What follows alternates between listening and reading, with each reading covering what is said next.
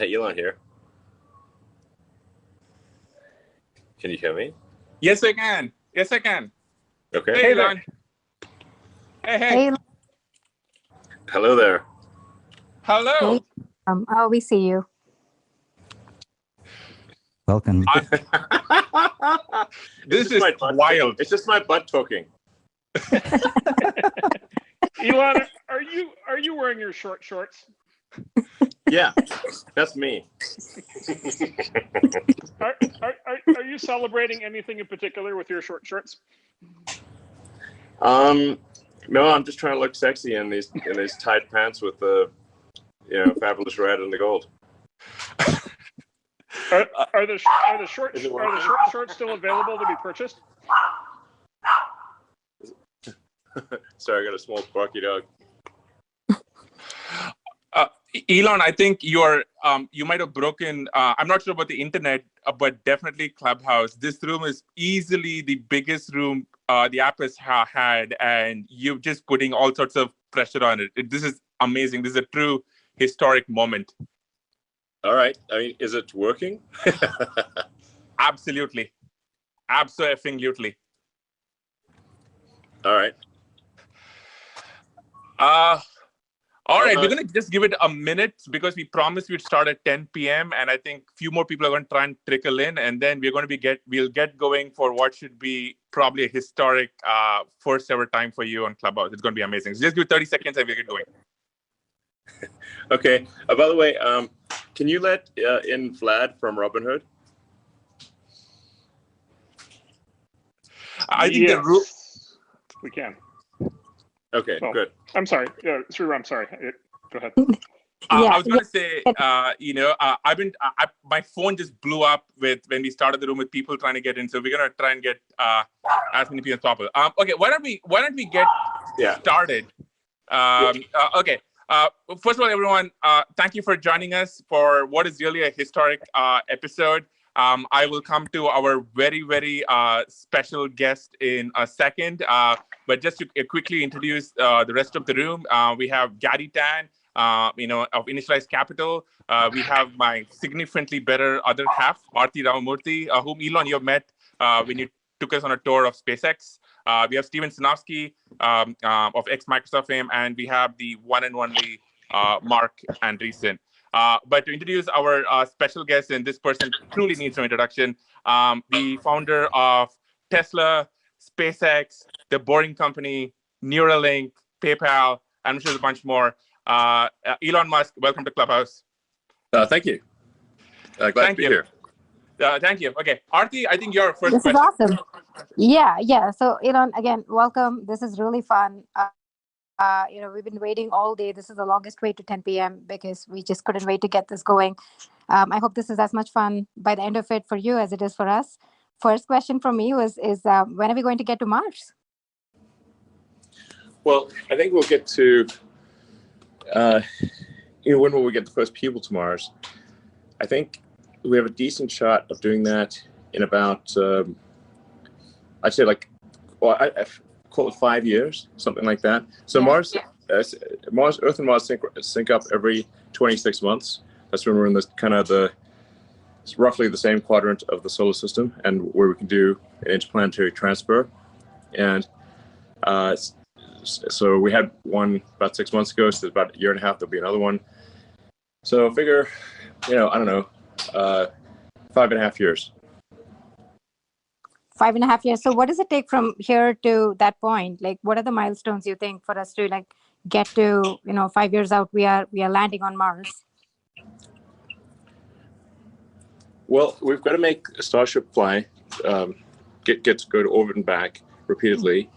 Mm-hmm. I mean, the essential elements are you need a fully reusable,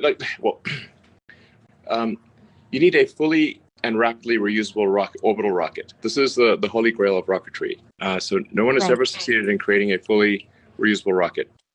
And it can't just be fully reusable, it needs to be rapidly reusable, so it doesn't take several months of refurbishment between flights. It needs to be much like aircraft, where the cost of an air flight is the biggest component of that is fuel. You can't just be throwing rockets away every time.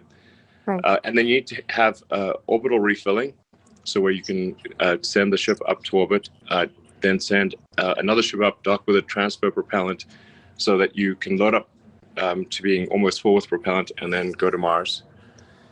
If you've got a large, fully and rapidly reusable rocket with orbital refilling that uses high efficiency, low cost propellant, then you can go to Mars. And then one last thing is, on Mars, you need local propellant production.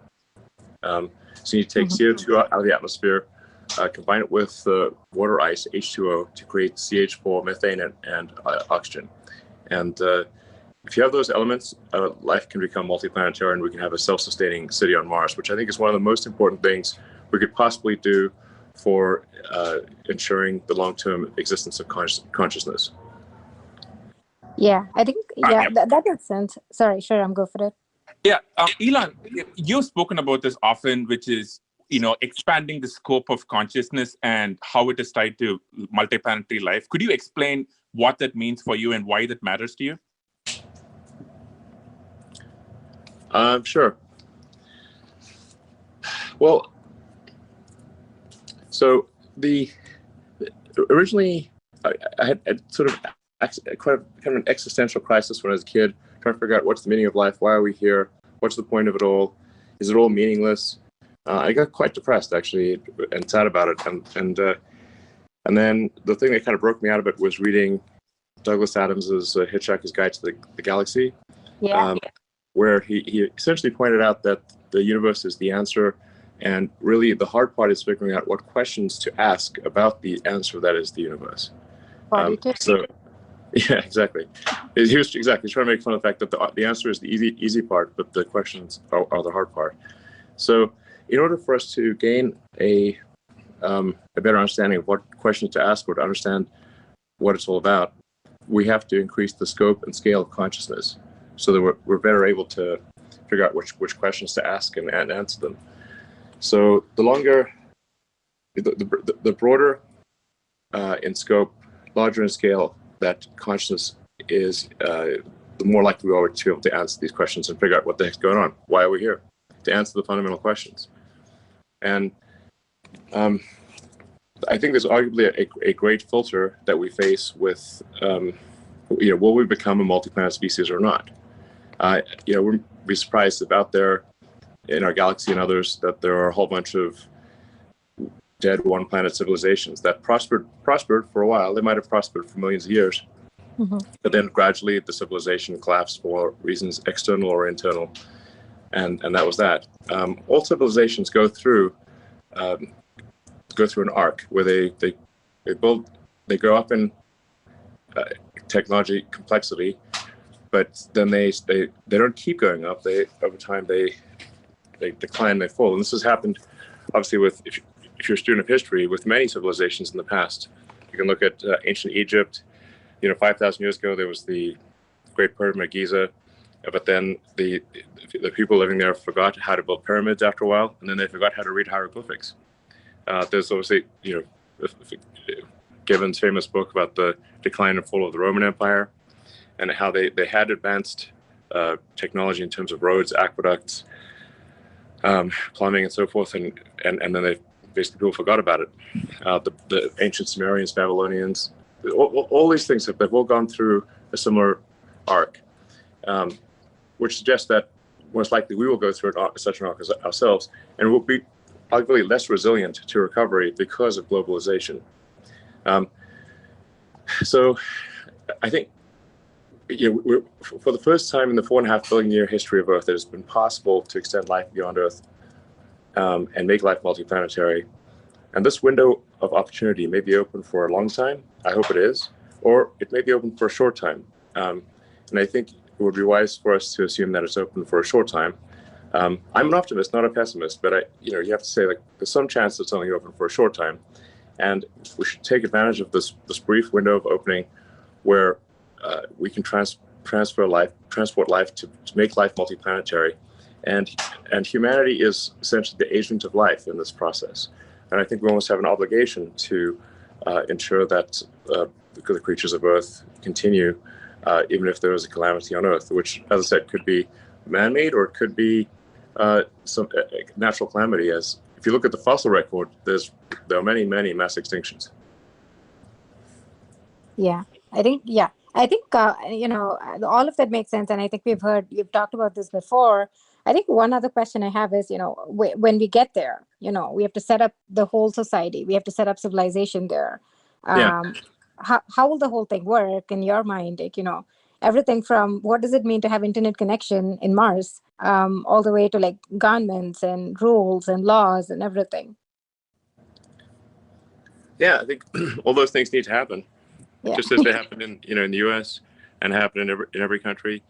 And I would not presume to prescribe what should happen there. I think the important part is just that we get people there and we get the equipment necessary to establish a self-sustaining civilization, at least one self-sustaining city. And I think the key threshold of when we would pass the great filter, or this particular great filter, is Mars sufficiently self-sustaining such that if the ships stop coming from Earth for any reason, it could be something massive or something banal. I mean, civilization on Earth could end with a bang or a whimper.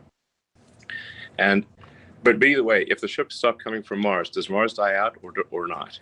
And Mars only has to be missing one little ingredient, like the equivalent of vitamin C, and it will survive for a while, but it will not. But it will eventually die out. So it's kind of getting a city on Mars to pass that critical threshold where it is self-sustaining. And are we able to do that before some calamity or a gradual decline in civilization occurs that prevents the ships from going there? That's the key threshold. I mean, in a more pithy way, is like, does the city on Mars become self-sustaining? Which comes first, a self-sustaining city on Mars or World War III? Yeah. If you kind of let yourself dream out over the next few decades, like, what would you consider success? Like, let's say they get through the first 5 years and even the first 10 years.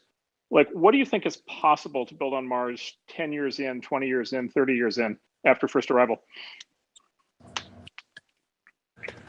Well, I think Mars will start off being very, very tiny, just like a tiny little outpost. And by the way, it's going to be very dangerous.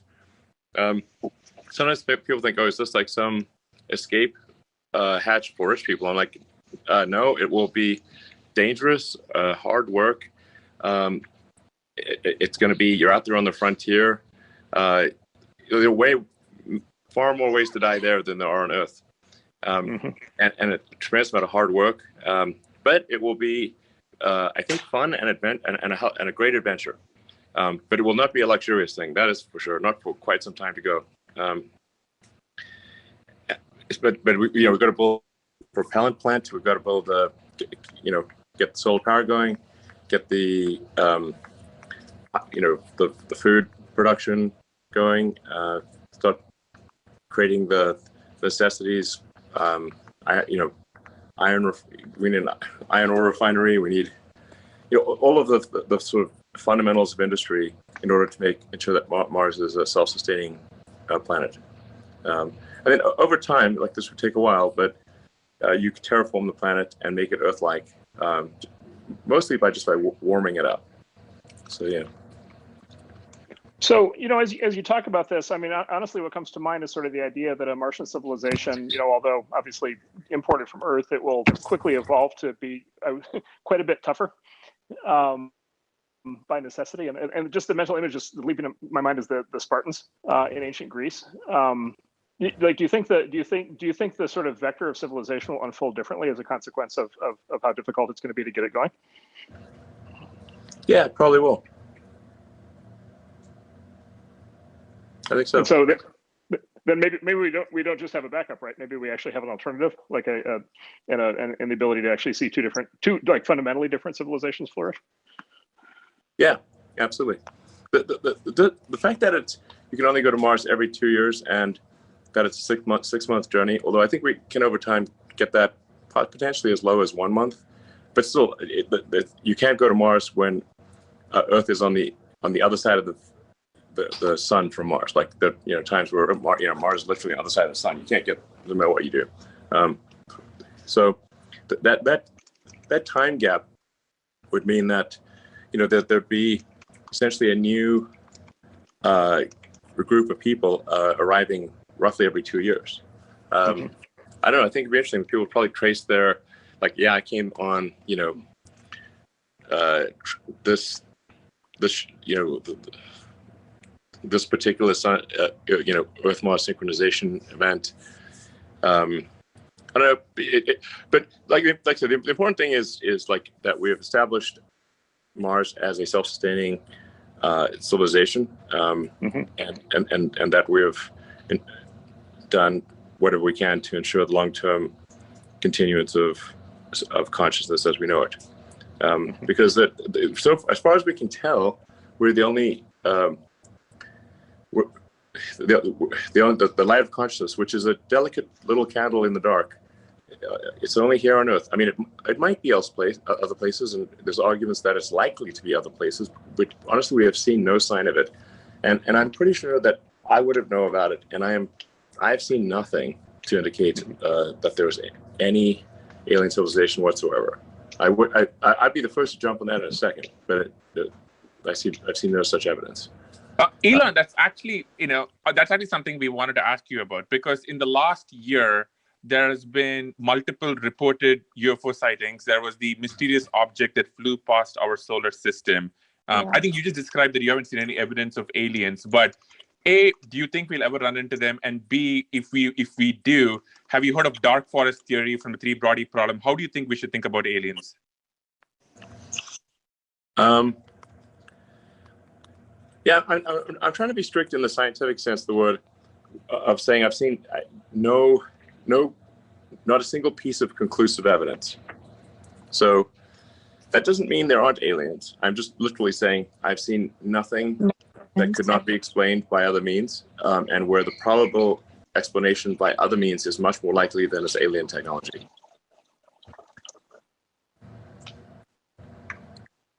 So, and for people that say like there are sightings of aliens, I'm like, listen, man, the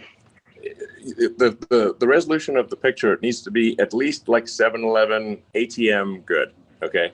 I mean, we can't have that fuzzy Loch Ness monster bullshit, It's like, come on, we've got like, was that like a 500 megapixel camera? What are you talking about? Where do you even find that thing? It's got to be at least like iPhone 6 level or something. I don't know. Can I ask one more Mars question? Sure. If that's okay for you. So, Elon, you famously have a pile of really beautiful kids. I know you care about them a great deal, as all parents do. What would your response be if they start coming to you when they turn 18 or 22 and they say, Dad, we're now that you've landed us on Mars and there's a colony forming, like I really want to go? Yeah, I think if we're talking about, say, the third or fourth set of landings on Mars, I think that'd probably be I'd be okay with that. Although I've polled them so far and none of them say they want to go, so they may change their minds, but currently they're not chomping at the bit to go to Mars. Okay. Interesting. Elon, okay. So I think for folks who may not know this, I think we originally met over Twitter, and it's just safe to say, and I want to move on from Mars to memes. It is safe to say that you might be the master of the memes. And in fact, you had a quote, "Who controls the memes controls the universe." Could you just explain what you meant by that and how you became this person? Well, it's a play on words from Dune. Who controls the spice controls the universe. And then if memes are spice, then it's memes. There's a little bit of truth to it in that, like how do you what is it that influences the zeitgeist? Like how do things become interesting to people? And memes like actually kind of a complex form of communication that's that like a picture says 1,000 words and maybe a meme says 10,000 words. It's a complex picture with a bunch of meaning in it, and it can be it's aspirationally funny, So, it's, I don't know. I love memes. I think they can be very insightful. Throughout history, I think the symbolism in general has powerfully affected people. So, yeah. How did you get so good at them? I mean, I remember following you many years ago. Going from that to your sea shanties meme, or any one of the memes, and some of it may not be safe for work here. How did you get so good We're at told that Why do kids we have watch. to be safe for work? You don't have to be safe for work. This doesn't work. I don't know. Yeah. I don't know. I guess probably. If you go back to my very early tweets, or technically I was on Twitter. I think in the very early days when there were only like maybe 10,000, less than 10,000 users. But then people were just tweeting what kind of latte they had at the University Street Starbucks, and I was like, I don't need to know this. So then I deleted my Twitter account, and then a fake person who got my Twitter account and tweeted for a few years, and then my friend Billy said, hey, you really should be on Twitter so you can speak directly to people, so I was like, okay, I'll do. My friend Billy convinced me to regain my Twitter account, and my early tweets are pretty racy, because I was reading this biography of Catherine the Great, so it sort of, things went crazy from there. By the way, I like how you say that your early tweets were racy and not right now. I just like that. Look at your profile. Other people think oh, he's gone crazy on Twitter. I'm like, no, I started crazy on Twitter. But what's your favorite set of new memes, Elon? What are the new things that you're following now with respect to memes or creating? Sorry, what was that again? Yeah, I mean, I was just going to ask you, what are the new memes that you're following or creating right now? What are the ones that are interesting to you right now? I don't really follow memes. You just make them? I make some of them, and then some of them are sent to me. I have some pretty kick-ass meme dealers. Yeah. Wait, who's a meme dealer? Is this somebody you meet in the back alley over a signal? Memes going at a good price. Are there meme dealers on Mars? Wait. You gotta have a good meme dealer. There will be. My friend Mike is a good meme dealer, and Claire as well, and Jake L, and quite a few others actually. I fortunately am the lucky recipient of very interesting memes. Great. Today you'd, slightly changing subjects a bit. Just on Twitter, today you'd posted about Neuralink and why people should be working there. For folks who don't know about it, I thought it was really cool. Just the possibility of it, it's just really fantastic. Tell us more about it. There are a lot of engineers listening on this, in this Clubhouse. What is Neuralink? Why should we care? What is possible with it? Sure. So, the long term. Okay, so Neuralink stems from a concern I had, where I was trying to figure out, even in a benign AI scenario, how do we at least go along for the ride? So, if for those that are following AI closely, it's obviously improving dramatically. If you see look at say GPT-1 versus GPT-2 versus GPT-3, and just how radically that's improved, and just there's deep minds, and I think they've run out of games to win at basically, and there's just, and look at Tesla. It's an important thing at note I should make is Tesla actually has, I think, one of the strongest AI teams in the world, but it's an AI team focused on real world usability. So just really solving vision, perception, and control with AI. But even in a benign scenario for AI, where let's say like the AI is like just really wants to be super nice to us and make us happy. Well, how do we stay relevant and still have meaning and at least go along for the ride?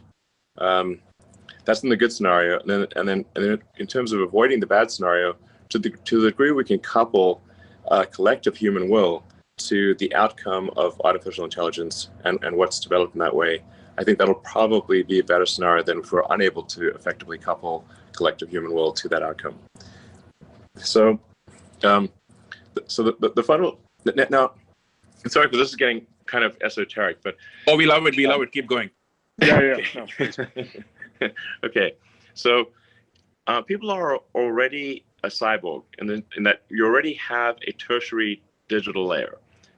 You've got your sort of limbic system, which is your primitive drives and desires and responses, and then you've got your cortex, which is like long-term planning and thinking. Those are two biological layers, and then there's a tertiary layer, a third layer, which is digital, and you already have that in the form of your phones and computers and all your applications. You're far more powerful than a human would be without those cognitive enhancements. But the bandwidth between your cortex and your digital tertiary layer is very slow. And in fact, with the advent of phones, it got even slower. So if you're thumbing, like, say, what's the bit rate of a pair of thumbs on a phone? It's very low. I mean, let's be super generous and say it's 100 bits per second. Well, computers can communicate at trillions of bits per second. So it's, at a certain point, the computer gets smart enough. It's like the computer's just like trying to talk to a tree. Trees do sort of talk, but they talk so slow that we don't notice. So we need to improve the bandwidth, and with a direct neural interface,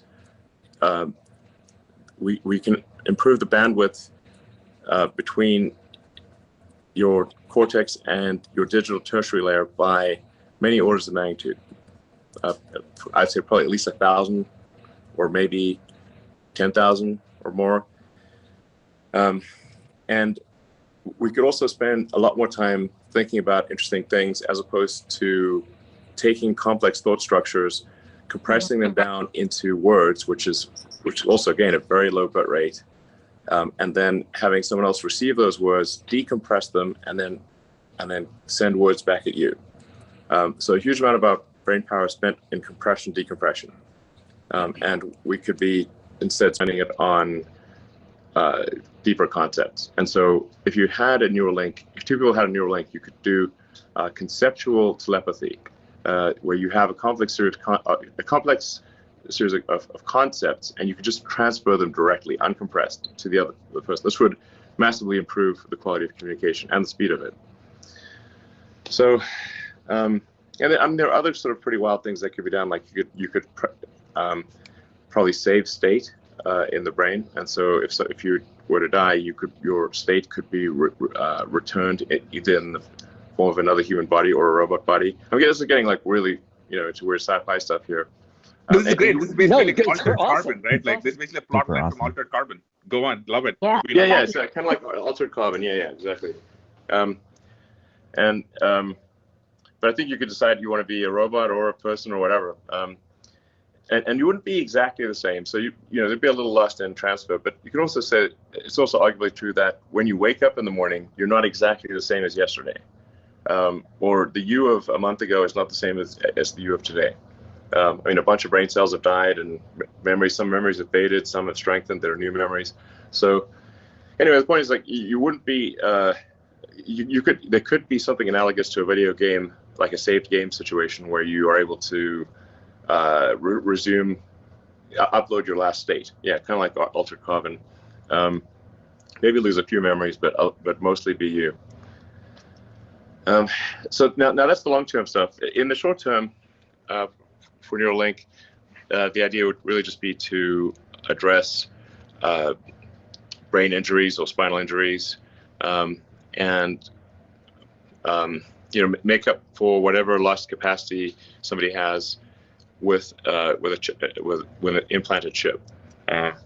So the first thing that we're going after is a wireless implanted chip that would enable someone who's a quadriplegic or tetraplegic to control a computer or mouse or their phone or really any device just by thinking. And this obviously would be a massive enabler, make life way easier for them. There have been sort of primitive versions of this device, one done with like wires sticking out of your head, but it doesn't work all the time, and you can't take it home with you. So just having, basically, you think, like, in simplistic terms, I'd say it's sort of like a Fitbit in your skull with tiny wires that go to your brain. So Fitbit in your skull with tiny wires. So if somebody who's listening is good at designing like Fitbits, Apple Watches, phones, computers of various kinds, then actually they would be a great fit for Neuralink. So yeah, we'll probably be releasing some new videos showing progress maybe in a month or so, and because we already got like a monkey with a wireless implant in their skull and the tiny wires, who can play video games using his mind. And he's totally really, that's amazing. He looks totally normal and happy.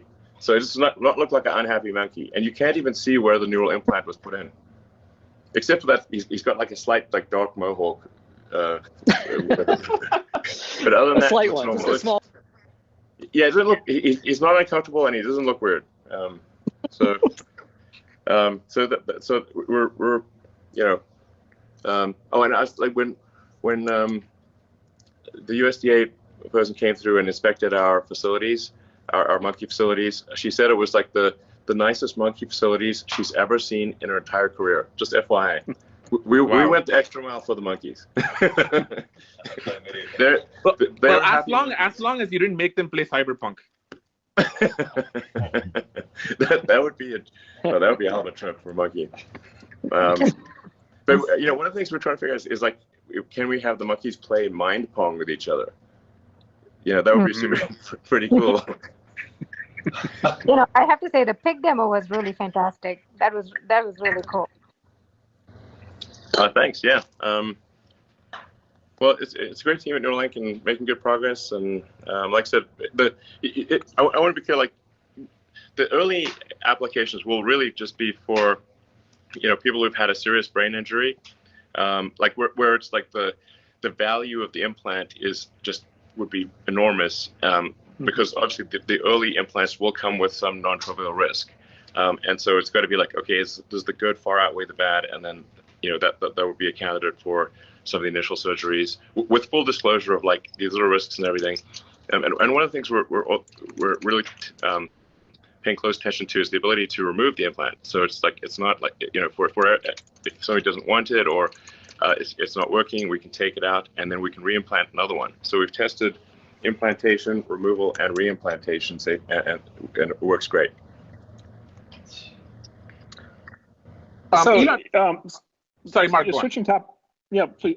So switching topics. So Elon, as I mentioned kids earlier, as it turns out, I have a very bright and inquisitive 5-year-old who is crawling all over everything and trying to figure everything out and learning as much as he can as fast as he can. Like, what, with everything that we know now and kind of all the modern tools that we have, like, what's the best way to think about educating a 5-year-old in today's world? Sorry, the best way to educate a 5-year-old?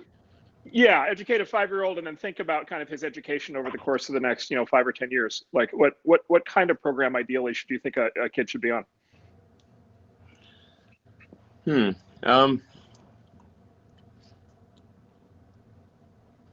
Well, my observation is my kids were mostly educated by YouTube and Reddit, and then and their, I guess, classmates and I guess there were lessons as well, but judging by the amount of time they spent online, it seemed like most of their education is actually coming from online. I think generally with education, you want to make it as interesting and exciting as possible. You have to say, like, what are some of the, like, if you see like what are all the things, like, say a good video game does to keep someone engaged and interested. if kids can be super engaged in video games, I think there's a way for them to be super engaged in education as well. Like one of the things that's I think very fundamental is to explain the why of things. Like, so we're teaching you this, but we're going to explain why we're teaching you this and why it is relevant.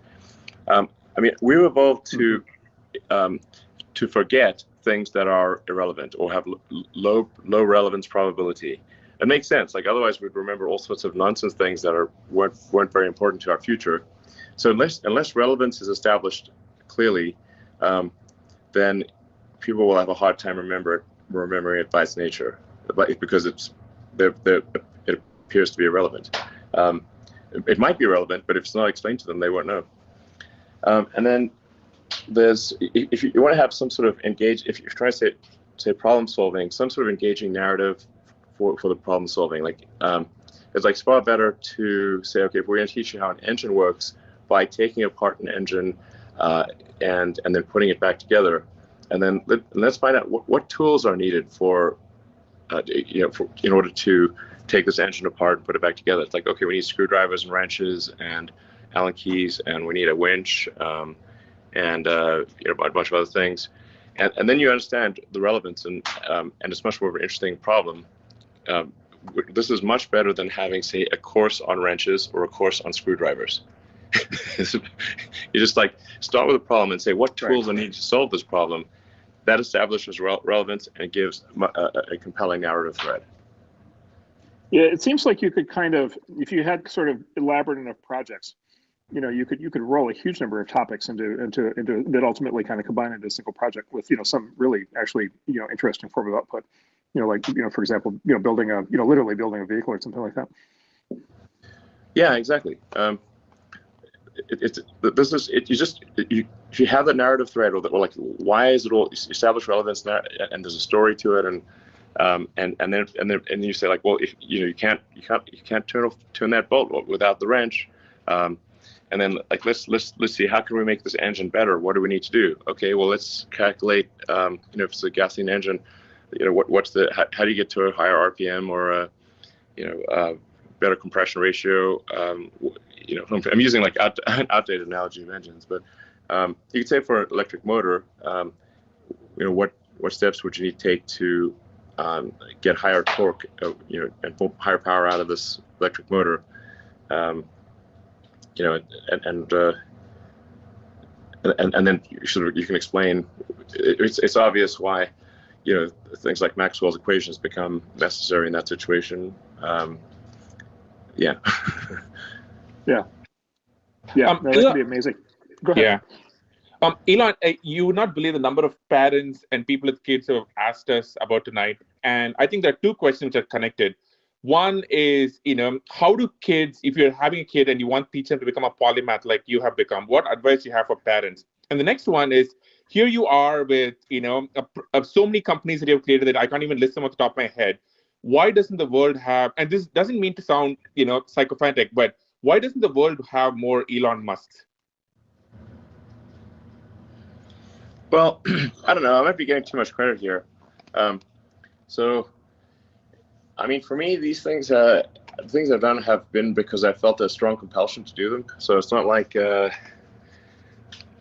was pushing me to do it, but it was just like I felt a strong compulsion to do them. I mean, I wouldn't say, there were pretty long sections of my life that have been very painful and difficult, and I'm not sure people would want to do that. There's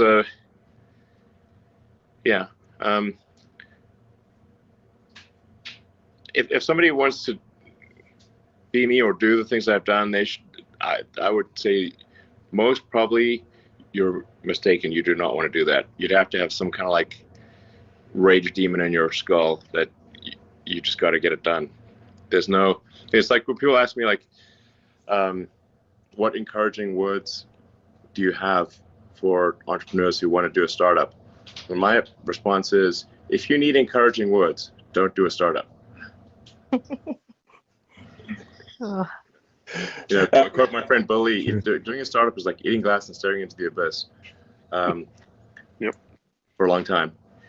Yep. Yep.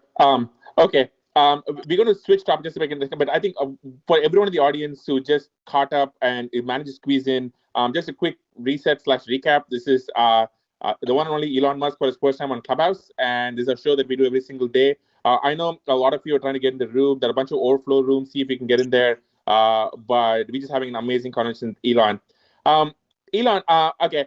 This is something you've joked about, but I'm kind of curious to get your, maybe serious answer to this, which is all things cryptocurrency and Bitcoin. You famously just changed your Twitter bio to just the Bitcoin logo and the word Bitcoin this week. What do you think of cryptocurrency? What do you think of Bitcoin? What do you think of other, cryptocurrencies? We'd love to get your take on the entire thing. Well, yeah, I got to watch what I say here because some of these things can really move the market. So, first of all, I should say, many friends of mine have tried to convince me to get involved in Bitcoin for a long time, like from when it first just popped, it popped out there. And a friend of my bully, he actually had Bitcoin cake, a cake that was had a big sort of Bitcoin symbol on it, and he fed me a slice of Bitcoin cake in 2013. So, I mean, clearly I should have at least bought some Bitcoin 8 years ago. What more do people need to do? Jesus, talk about being late. Talk about being late to the party. So I was a little slow on the uptake there. My apologies. But I think about it a fair bit. But I do at this point think Bitcoin is a good thing.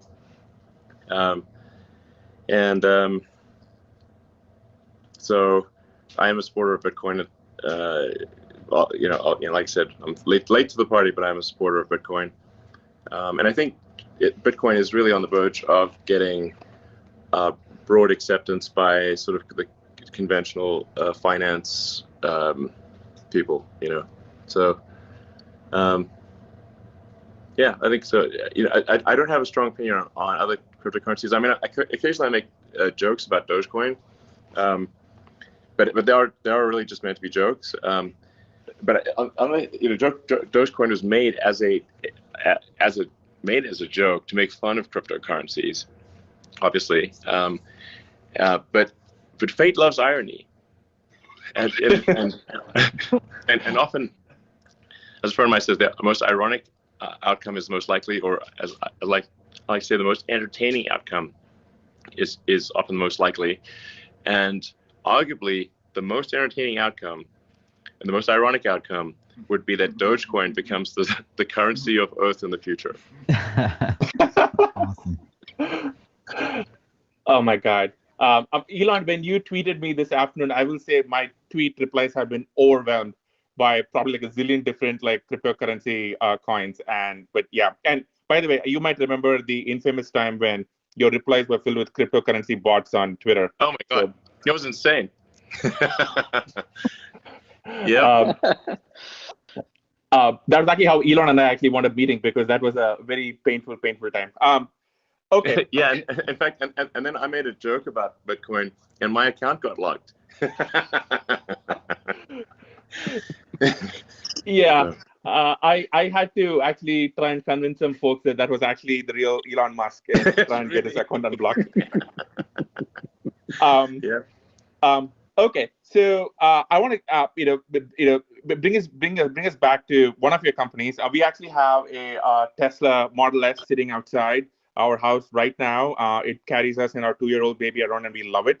Would love to just get your take on where you see you just have a refresh of the Model S coming out. I just saw the review for it. Where do you just see the future for Tesla, and especially when it comes to all things battery technology and self-driving? Those two topics I think a lot of people are very interested in. Okay, so you're asking me about the future of batteries and self-driving? More like actually, where do you see Tesla over the next few years?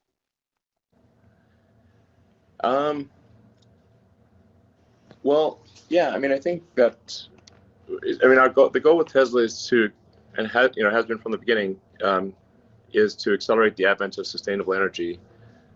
So in order to do that, we've got to make a lot of cars. We've got to make them increasingly affordable. And our rough target is we want to be able to eventually make 20 million cars a year. And the reason for that is there's 2 billion active cars and trucks on the road, and figure if you're not really moving the needle unless you're changing 1% of the existing fleet. And so that's roughly how we came up with 20 million cars and trucks per year. That's very important to accelerate the advent of sustainable energy. And then, of course, we've got stationary battery packs and solar, which is making a lot of progress on that front. So yeah, we're going to try to grow car production as fast as possible, and that the primary limiting factor there is battery cell production. So we're getting as much as possible from suppliers, and then but even that is not enough. So we're actually going to be building battery cells ourselves. But it's important to emphasize that to our suppliers who are great, we've got great suppliers, that we're not trying to put them out of business. We want them to increase their rate as well. So Panasonic, LG, and CATL, and then to add, to increase to accelerate sustainable energy further, we're making our own cells, pretty excited about that. And then, anyway, so I think you expect, possibly an acceleration of compound annual growth. Well, at least aspirationally, that's our goal. And then combine that with autonomy, and it's a very powerful story because once you have autonomy or self-driving cars, you massively increase the utility of any given car. A typical car is driven about 12 hours a week. You think of maybe depending on the situation where you live, it's like maybe an hour and a half a day or something like that. Or in LA, it might be 2 hours a day. So roughly 12 hours a week, and there's 168 hours in a week, in a 7-day week. So most likely cars that are autonomous could maybe do a third of the hours in the week or something like that. So maybe they do, I don't know, 60 hours a week of usage instead of 12. So you got basically a 5x increase in asset utilization there, and far less need for parking lots, parking garages, and that kind of thing. So, but this in itself is good for the environment, because you need fewer cars to get the same thing done, and we would need fewer parking garages and places just to keep cars when they're not in use, because they'd just be in use a lot more. So. But the net of like having a lot of cars times automation or times self-driving, I think, is at the heart of why a lot of investors think Tesla is worth what it is. They're giving us a lot of credit for future execution, but I think the trend is there. It's quite positive. And I'd like to once again say, if anyone is interested in practical AI, AI that where the rubber hits the road, please join Tesla's Autopilot/AI team. I think people don't quite appreciate that Tesla has some of the most advanced AI in the world, both on the software side and on the hardware side. And on the software, on the hardware side, we've obviously got our inference computer, which I think is still the best inference computer out there, even though it's been going for a couple of years. And then we're building Dojo, which will be the world's most powerful training computer, because it's got to process vast amounts of video training data, and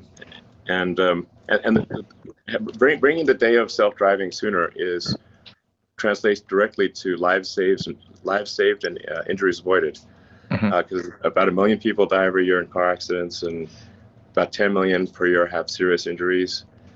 So that's the sooner the better, and a lot of lives will be saved and people's lives made better if it happens sooner. Elon, on self-driving, you made headlines, I think, a while back when you basically, to put it mildly, criticized LiDAR as a key technology for self-driving. Could you talk more about that and why, you're not such a huge fan of LiDAR? Yeah, I mean, sometimes I'm just talking smack, No, we didn't know that.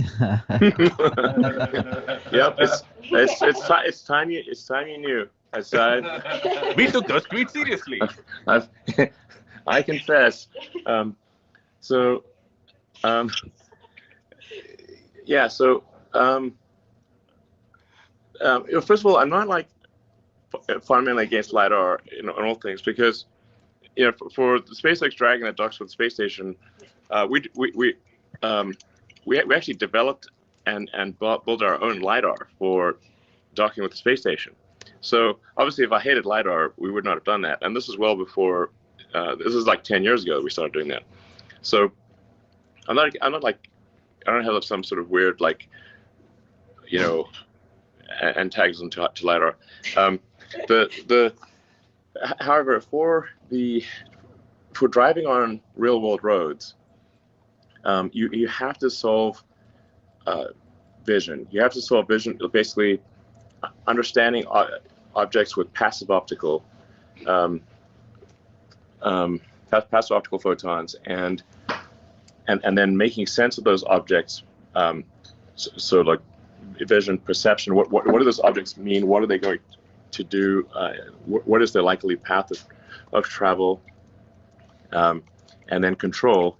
And all of that really is is AI. The way we're doing it is by running a bunch of neural nets in our head. So we've got to run a bunch of neural nets to do the same thing in the car.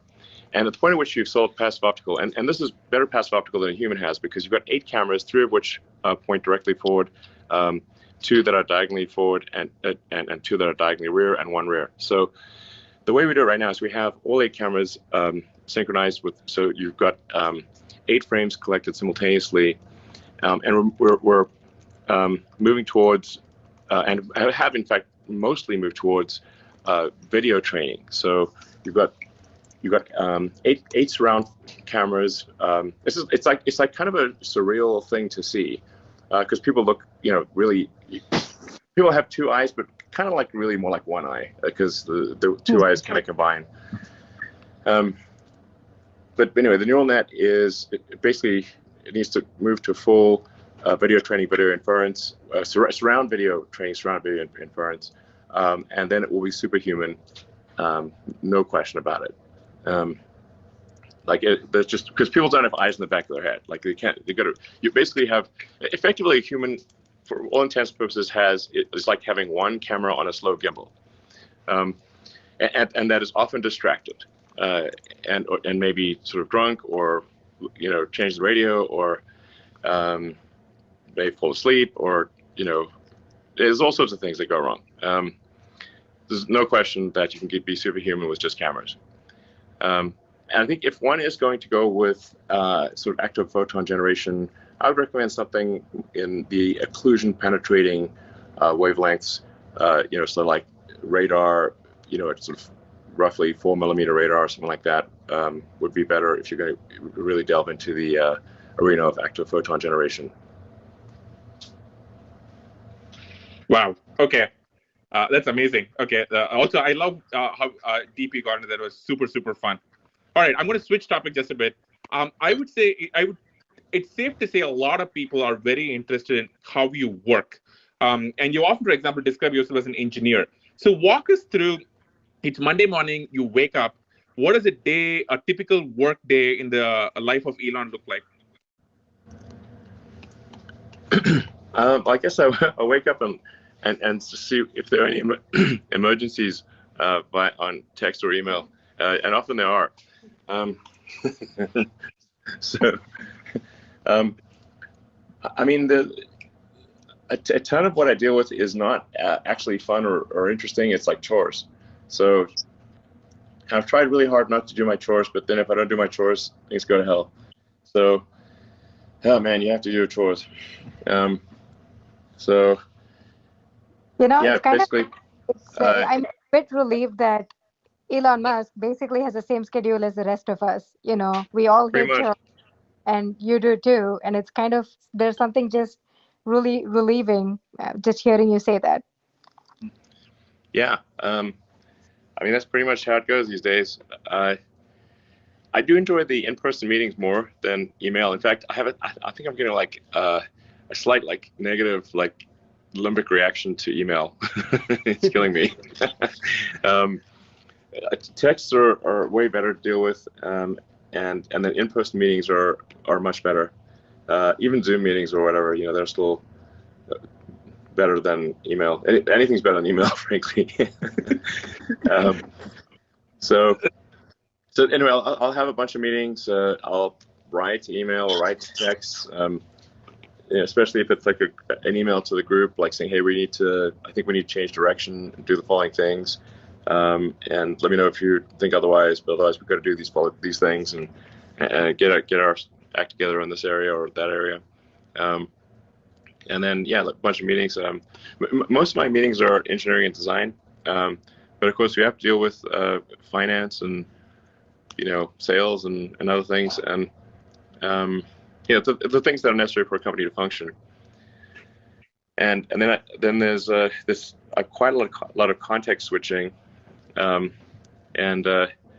sent me the meme of like, fear is not the mind killer, context switching is the mind killer, which I totally agree with.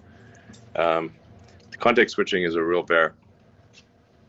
So just try to basically try to do less context switching. So maybe focus on one thing for an hour and then another thing for another hour. It's really hard to context switch between SpaceX and Tesla and all the things that are going on at SpaceX and Tesla, and then Neuralink, Boring Company, which fortunately pretty low bandwidth. They don't take a high level of CPU load because they're smaller, and there's their personal stuff and of course memes. Got to. That's important. How to schedule them in. Like, where's my meme? We're expecting a meme by now. You're calling up your meme dealer for your hit of memes. I love it. Exactly. Elon, earlier last year I spoke to Mark about how he spends his time, and Mark talked about, when he was younger, he used to have large blocks of open time on his calendar, and I think a lot of well-known founders have large blocks of open time versus scheduled time. Now you are unique because you have multiple companies you're running. You're also much more of an engineer than traditional CEOs. What does your calendar look like? Are you allocated 30 minutes back to back? You have a lot of open space. How do you handle it? I do not have a lot of open space. It's generally back-to-back meetings, and it's insane. I mean, my days are like insane torrents of information. I mean, sometimes people if you want to like audit what I do for a day, it's insane. I don't recommend it. I mean, yeah. I was thinking, like, man, how long can I keep this up? Because I don't want my brain to explode.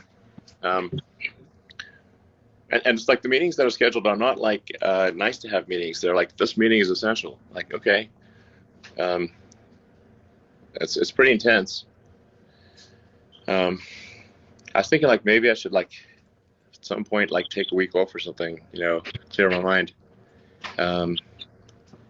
Or like, I know there's like a bunch of people like writing books on Tesla and SpaceX, for example. Like it's pretty hard for them to get it right because they just weren't there. And maybe I should like write some like book of my experiences that has like all the foolish mistakes I've done and like some advice for others that might be helpful. I think so. A book, a documentary. I think, I remember once hearing about how do you still sleep on the floor of your factory? I remember you used to at one point in time. I did. I haven't. I only if there's like a crisis situation, and I actually. It's like basically when the team is being asked to really work super hard, I got to be right there with them. And they got to see it, seeing is believing. And so if I'm just sleeping in the middle of the factory floor and, sort of going to sleep at 4 a.m. and like, waking up like 4 hours later and like, they literally see me, they walk past me. It's not like hidden or anything. And it's like, okay, CEO is willing to fucking take that level of pain, then they'll do it too. I was going to say, when you first said you slept in the factory, I figured, there must be like an executive floor or something, and you must have like a couch, and it must be like a nice setup. And then, when I came over to see you that one time, it's like you have your conference room is literally in the middle of the factory, and like the giant. Sure, I'm pardon my swearing, but I have to. The giant fucking robots are like 15 feet away. Yeah. And they're pounding metal, and it's like ear splitting. And your factory is like literally, or your room is like literally right in the middle of them. And then at least I saw your like sleeping bag in the conference room, so I assume that's where you're sleeping. I didn't see any of the rooms. Like, Yeah, so it's not just sleeping in the middle of the factory. It's like that's intense. Most of the time, I did not sleep in the conference room because people could not see me in the conference room. So I slept on the floor outside the conference room. Because otherwise, how do people know? Yep. Like, they don't know. Seeing's believing. So I mostly would just sleep on the floor outside the conference room so they could see that I was there. Yep, that's an even more advanced level. Yeah, that's world of hurt. And I always would wake up and smell like oil and iron filings. it was rough. Yeah, but I was asking people to really go all out, and I can't expect them to go all out if I'm not doing the same thing.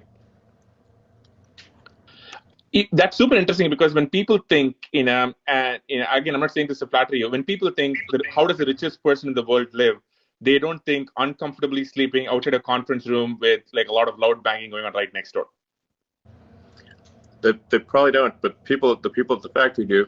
They saw it themselves. I love it. That's what's important, Okay, I love it. Okay, switching topic just a little bit. I think a lot of people, okay, you have your hands full with SpaceX and Tesla, and the Boring Company and Neuralink. If you had to start, if you somehow magically found an extra 5 hours in a day, and you had to start another company or another effort, what would you start? Well, I'm definitely have no plans to start yet another thing. You have all the free time. Man, look at you. Yeah, my head will definitely explode. It's like that gladiator meme. Are you not entertained enough? Have you not created enough companies? Indeed. I think there are still tremendous opportunities in tunneling. For 5 years, people asked me what do I see opportunities, and I'd say tunneling, and then nobody did anything. So then, actually, initially as a joke, created the Boring Company, and we did like a test tunnel in LA, and then still people didn't believe us, and then so we just did our first operational tunnel in Vegas. But the world really needs tunnels because all major cities have traffic, and tunnels can massively improve people's quality of life by making it easier to travel from one place to another in a city. And then that can be further expanded to long distance travel, where if you just draw a vacuum on the tunnel, then you can go extremely fast, faster than a plane, and faster than a plane or a high-speed rail. So I'd really still recommend, can someone else say, please start a tunneling company? That'd be great. Then there's RNA or mRNA, basically synthetic viruses, which is we've seen put to good effect with BioNTech and Moderna. But I think people don't quite appreciate that what's actually going on is the digitization of medicine.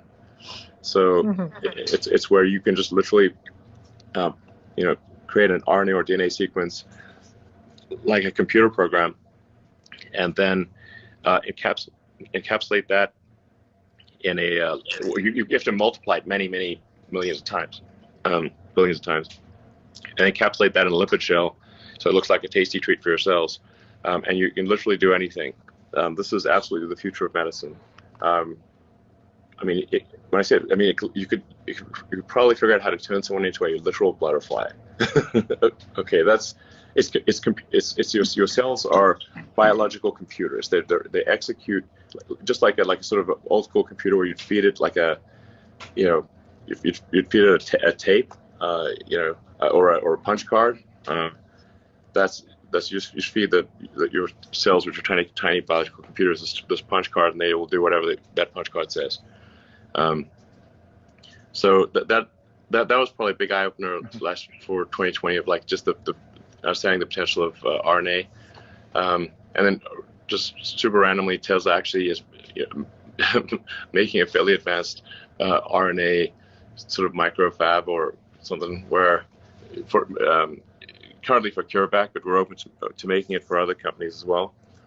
Wait. I don't think I'm not sure I understand this. Why is Tesla making an RNA fab? It's super random. So, like a little over 4 years ago, we acquired a company in Germany, primarily for they're very good at automation. It's called they were called Groman, and they're in southern Germany near basically a city of Prum, and at the time of the acquisition, they said like, look, we're willing to be acquired, but there's like just a couple of projects that we think, even though they're not related to automotive, we'd really like to continue if you don't mind. As like, and the two projects were one is this like tiny chip analyzer, or like a thing with tiny wires for analyzing chips that Intel needs for making CPUs, and then another one was this biotech thing for it's basically there's three parts to it. There's a DNA multiplier, an RNA multiplier, and something which puts then the lipid shell on the RNA sequence. We're on like version 3 of it now, and they said could they keep going? I said, well, if you keep it under 10% of resources, no problem, we can keep going. And then I don't know, it turned out like it turns out it may actually be useful. I just love that you accidentally found yourself with an RNA fab. By the way, I think you've been talking a lot about how mRNA obviously has been key to the Moderna vaccines and all the COVID-19 vaccines, which brings me to COVID. Let us say somehow magically tomorrow you were running the vaccine effort, the distribution effort right now. What would you do to get the vaccines out? Yeah, specifically around the delivery and the logistics side, which we just don't seem to be doing a really good job across the world. So what would you do differently there? Well, I don't have good insight into the situation as it stands, but I think relaxing the requirements on there's like seems to be there are too many requirements of who can get the vaccine.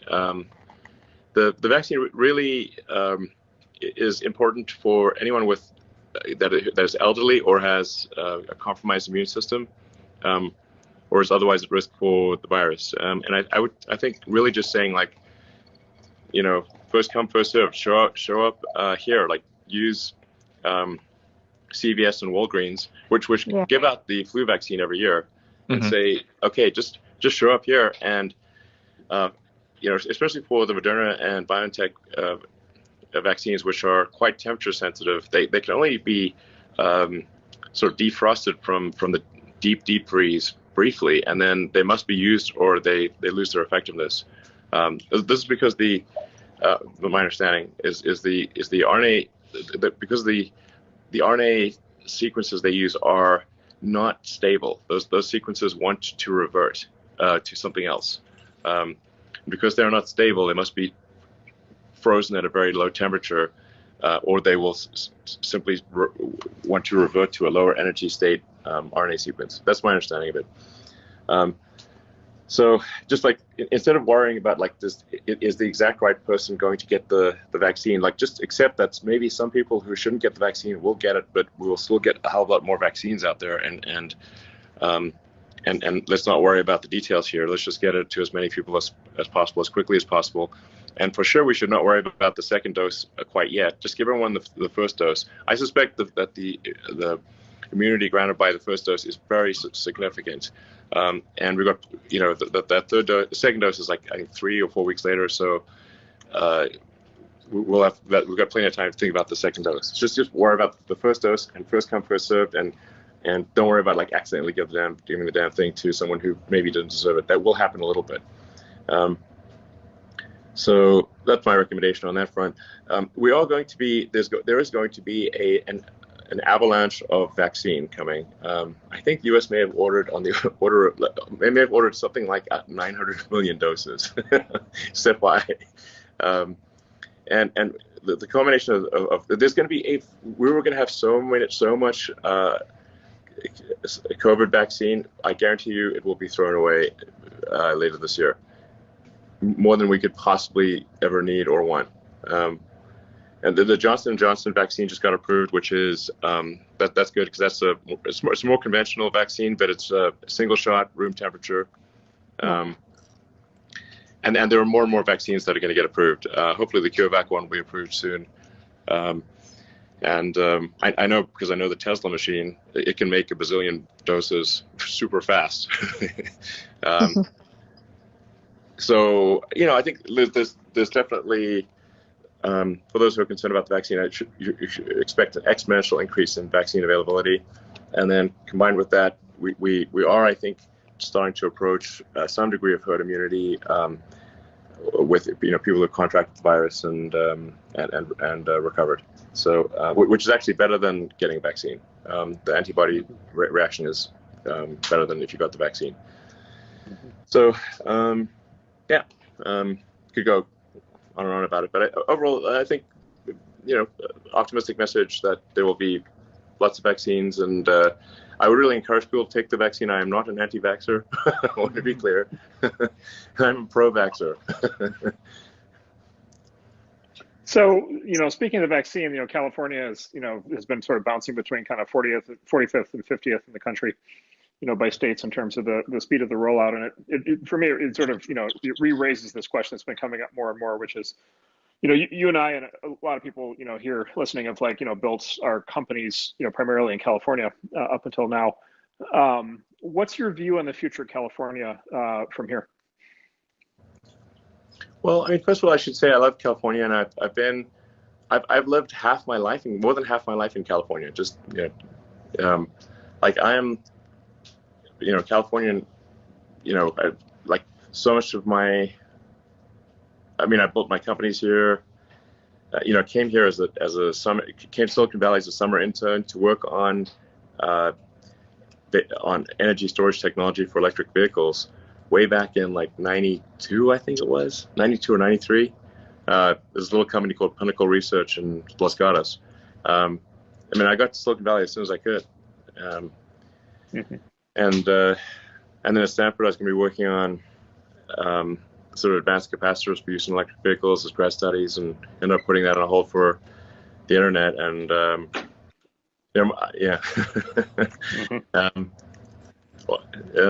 try to get a job at Netscape, by the way. So I have heard that story indirectly. I would actually like for you to tell it so that I can learn what mistake I made. Okay, well, first of all, I wouldn't say I did a very good job of trying to get a job at Netscape, but I was convinced that the internet would be the future. Essentially, the humanity communicated by osmosis until then, but with the internet, it would be like humanity acquiring a nervous system and becoming much more of a superorganism.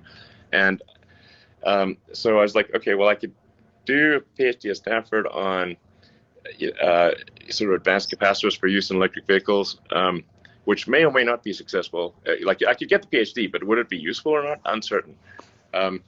Or I could be part of building the internet, which was so it's either do the PhD and watch the internet get built right in front of me, or put grad studies on hold and try to help build the internet in some way.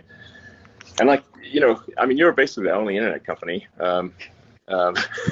So I sent my resume, and I was like, didn't get any feedback. And then I tried hanging out in the lobby, but I was too shy to speak to anyone. And I was like, man, what a charlatan I am sitting in this lobby. Oh, wow.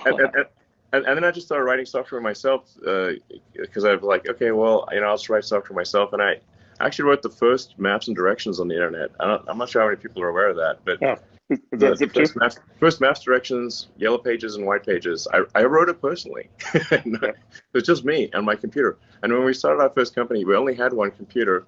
So the website only worked during the day because I was coding at night, and then the server ran during the day. So that was quite an adventure, that's for sure. Yeah. So I just want to let you know that the next time you show up at one of my companies and hang out in the lobby for an internship, you're going to get an internship. Wow, thanks, man. Yeah. but only if you get the stuff running 24/7. Like you can't slack off at night. Yeah, you have to keep it running. Yeah, no sleeping outside the conf rooms. That's not okay. Yeah. We will provide you with not just one but two computers. Nice.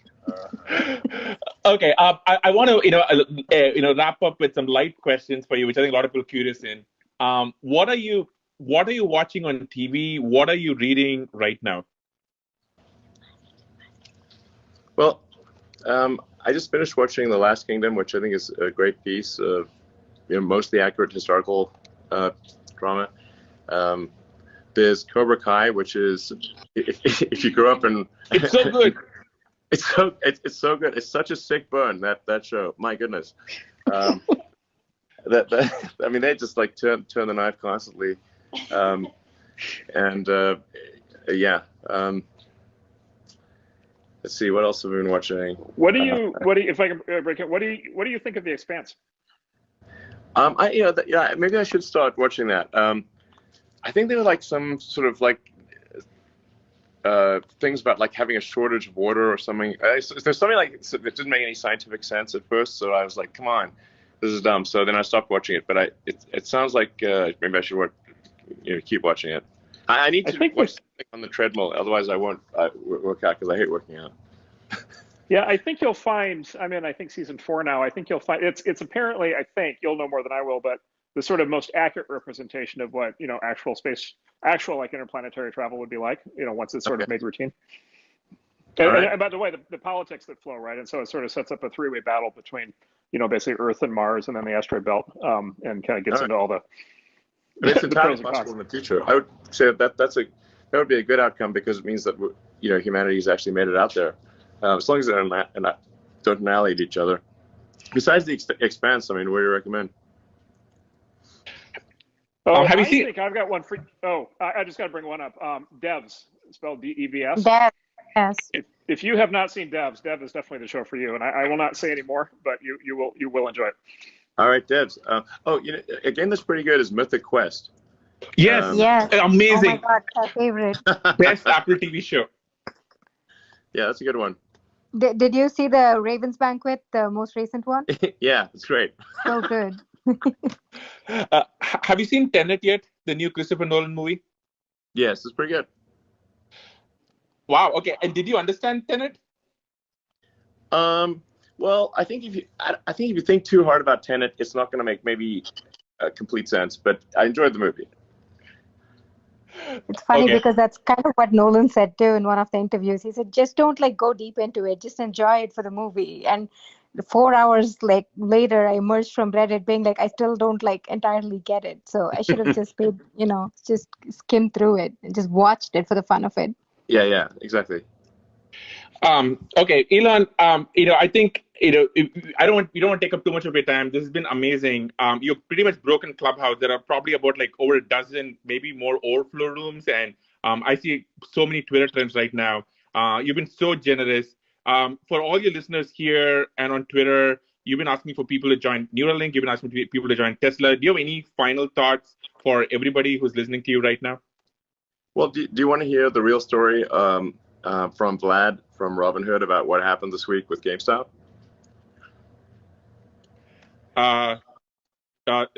Sure, go for it. Okay, you need to let him somehow click on a button so he can talk.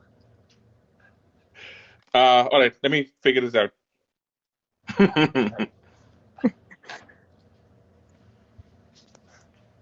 While we're figuring it out, Elon, why don't you talk to us about Hitchhiker's Guide to the Galaxy, since you mentioned that right at the beginning?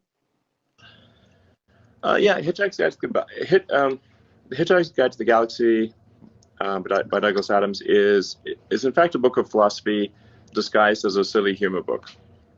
And if you read it from the standpoint of, wow, this is an interesting book of philosophy, it's quite insightful. As mentioned, he really hits on the point of the answer is easy once you can properly formulate the question. I like the fact that the ship is powered by infinite improbability. It's called the Heart of Gold. Yeah. Yeah, it's um, he makes fun of bureaucracy. In fact, Earth essentially gets destroyed by a sort of clerical error or by the or, I mean, essentially, but not even clerical error. They basically decide that they need to have an interstellar highway, and that Earth's in the way, and so they post the fact that Earth needs to get destroyed for this interstellar highway. But of course, it's posted on an alien bulletin board that no one on Earth can access, and so then they're surprised when people on Earth are unhappy about this. It's like, it was posted on the board. What do you mean? We're like, what board? Some of the things in Doug Sadler's book, like the Babel fish, where you put the fish in your ear that automatically translates, we kind of have that already. So yeah, I mean, the future is coming fast. Elon, okay. Vlad, can you hear us? Vlad the Stock Impaler. Hey guys, thanks for inviting me up. It's good to hang with all of you. All right, Vlad. What really happened? Give us the inside scoop.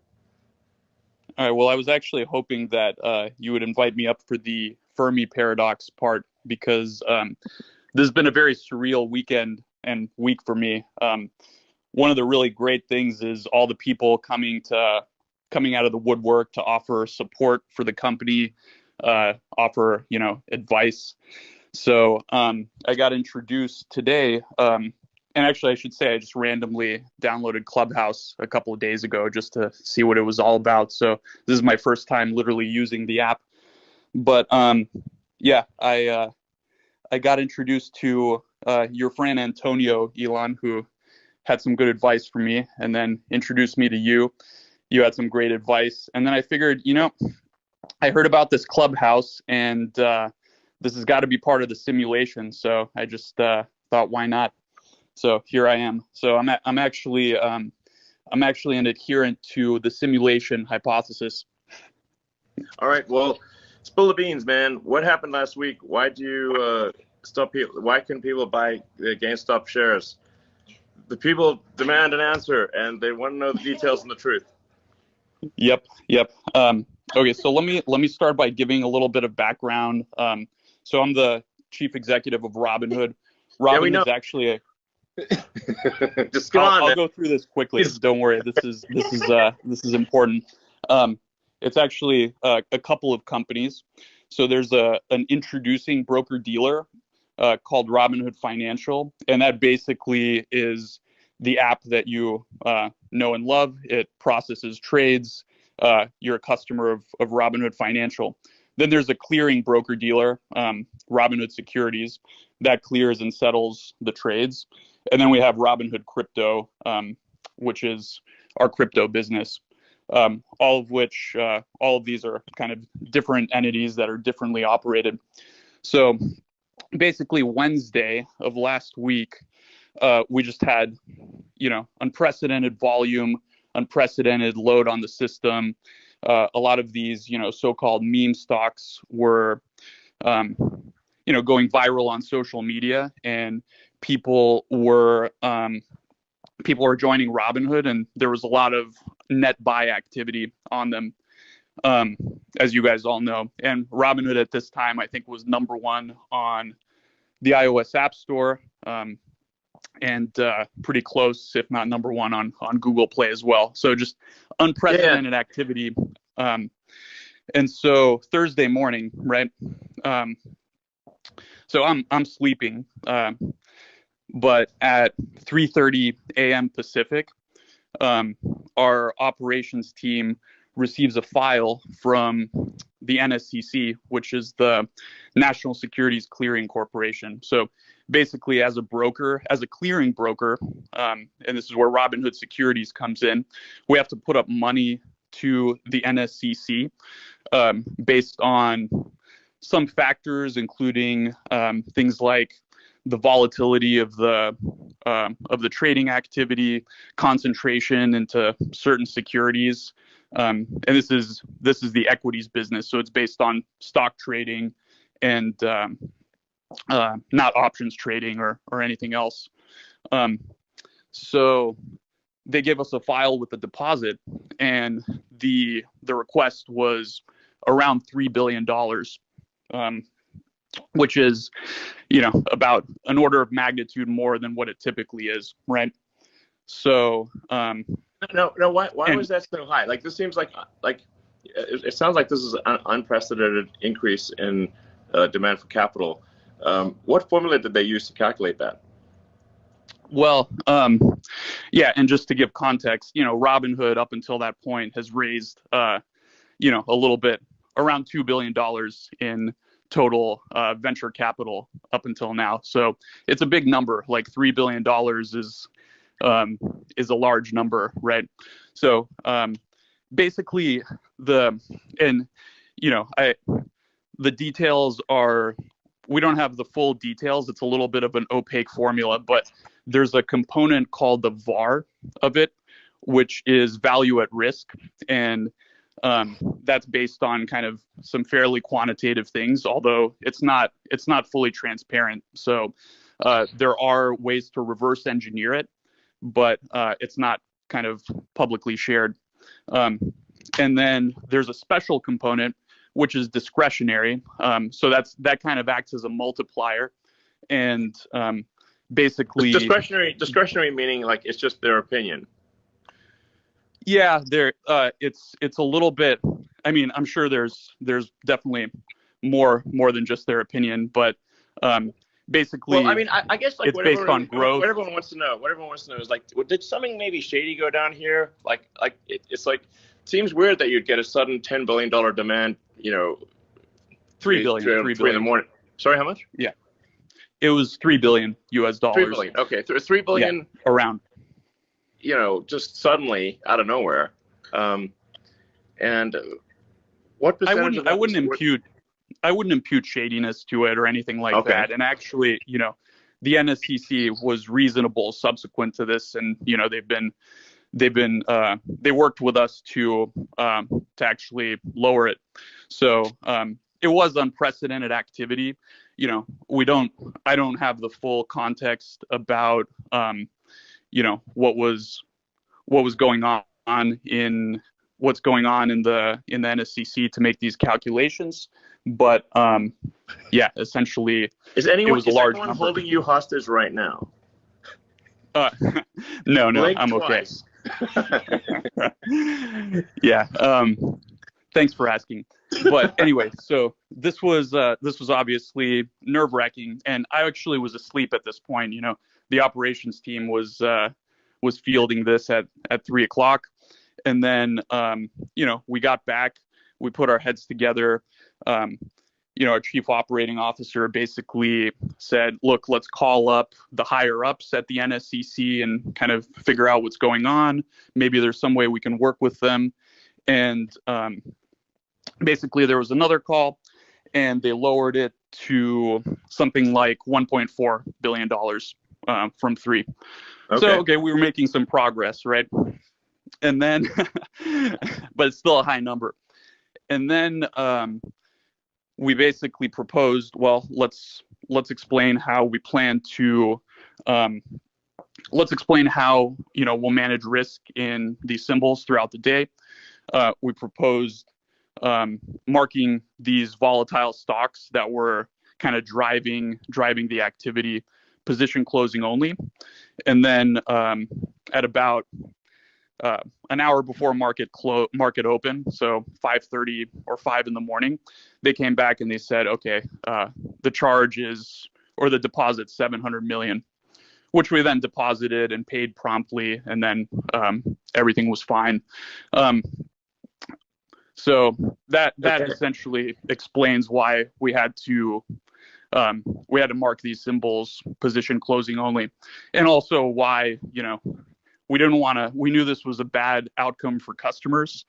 Part of what's been really difficult is Robinhood stands for democratizing access to stocks, and we want to give people the access. So that's been very, very challenging.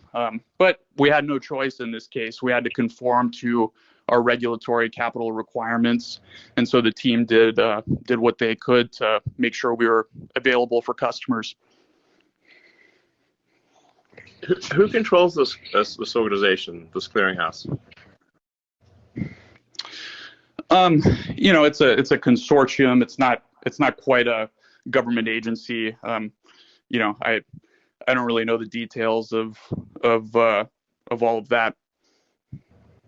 Okay. But and to be fair, like we were I think there was legitimate sort of turmoil in the markets. Like these are unprecedented events with these meme stocks, and there was a lot of activity. So there probably is some amount of extra risk in the system that warrants higher requirements. So it's not entirely unreasonable. But we did operational processes to make sure that customers that had positions could sell their open positions, because obviously restricting someone, we got a lot of questions about, okay, you had to restrict buying, why didn't you also restrict selling?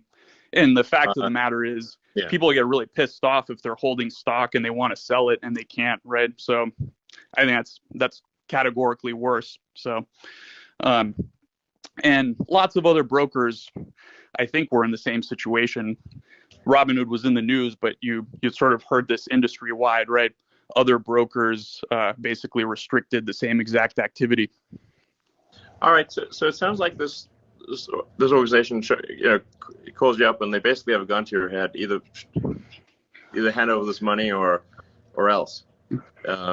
And so, because I mean, like basically what people are wondering is like, did you sell your clients down the river, or do you have no choice? And if you had no choice, that's understandable. But then, we got to find out why you had no choice, and who are these people that are saying you have no choice? Yeah, I think that's fair. We have to comply with these requirements. Financial institutions have requirements. The formula behind these requirements, I think it would obviously be ideal if there was a little bit more transparency so we could plan better around that. But to be fair, we were able to open and serve our customers, and 24 hours later, our team raised over $1 billion in capital, so that when we did open, when we do open tomorrow morning, we'll be able to kind of relax the stringent position limits that we put on these securities on Friday. Will there be any limits? Well, I think there's always going to be some theoretical limit. Like we don't have infinite capital, right? And on Friday there were limits. So there's always going to have to be some limit. I think the question is, will the limits be high enough to the point where, they won't impact, 99.9+% of customers.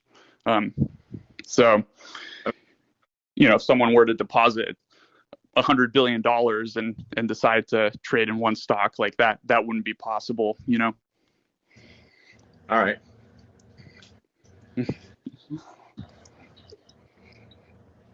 All right. Well, I guess people really just want to know, if you had no choice, then you had no choice. It's gun to the head situation. And, then that's understandable. But then whoever put that gun to your head should, be willing to answer to the public. Yeah, listen, and I know there's processes. This is unprecedented times, and to be fair to those guys, they've been reasonable. So I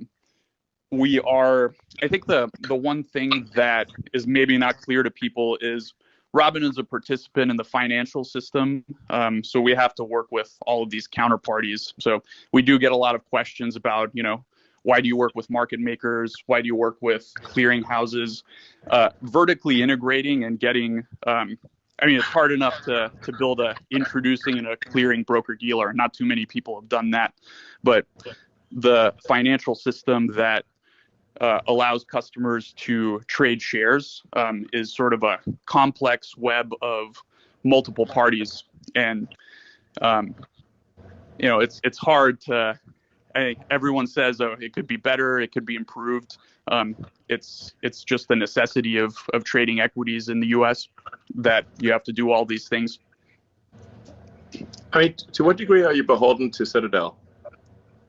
I mean, like basically, if Citadel's unhappy, then what happens? Yeah, so that, there was a rumor that Citadel or other market makers kind of pressured us into doing this, and that's just false, right? Market makers execute our trades. They execute trades of every broker dealer. This was a clearinghouse. This was a clearinghouse decision, and it was just based on the capital requirements. So, from our perspective, Citadel and other market makers weren't involved in that. But wouldn't they have a strong say in who got put in charge of that organization, since it's an industry consortium, not a government consortium, or not a government regulatory agency? I don't have any reason to believe that. I think that's just like, then you're getting into kind of the conspiracy theories a little bit. So I just have no reason to believe that that's the case, Okay. All right. Well, I guess we'll see what happens with future actions. Hopefully that was insightful, or at least a little bit entertaining. Are you not entertained? Yeah. Okay. Well, I don't know what to say. First of all, Vlad, thank you so much for jumping on. I know it's pretty late, and thank you so much. Deeply, I deeply appreciate it, and I'm sure everyone in the audience here and watching elsewhere deeply appreciate it. So thank you so much. We really appreciate this. I'm going to wrap this up. Elon, what can I say? Thank you so much. I hope you had a fun time for your first time on Clubhouse. Did you have fun? Yeah, it's great. This is awesome. I didn't even know it existed a week ago, so it seems cool. Awesome. So would you come back? Yeah. All right. Okay. Well, thank you so much. And also thank you everyone for listening in. I know we went way over, Elon. Elon, we every time we do this show, we try and pick a song that fits the person we're interviewing. So I'm going to play us out of the show with a song that I think you might like. Gary, hit it.